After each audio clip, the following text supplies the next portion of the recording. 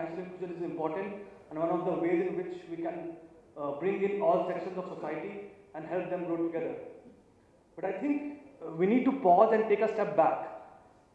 So the Nachiket Moore Committee report assumes that there is a robust and visible demand for both financial loans, microfinancial loans and financial services among the low-income household.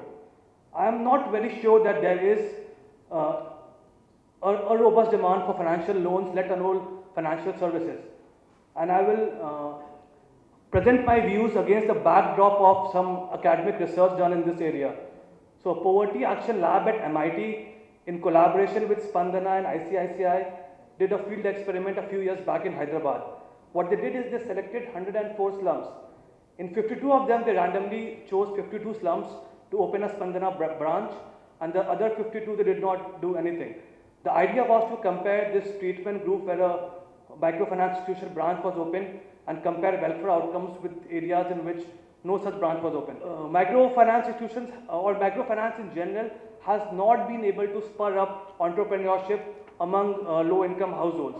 For instance, in the Hyderabad study, there was only 1.7% growth in the number of people taking up these loans for business purposes. Perhaps it has something to do with the way the loans are currently structured.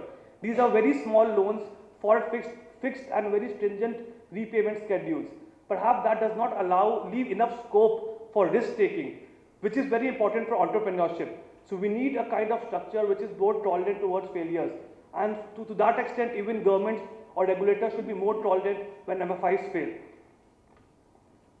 The other goal can be to allow low-income households to smooth consumption.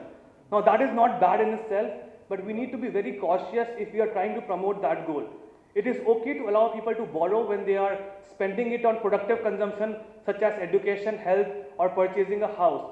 But there is a case to be made to link these loans to income generating assets. The Hyderabad study surprisingly did not find any welfare impact on health and education of the loans made by these microfinance institutions.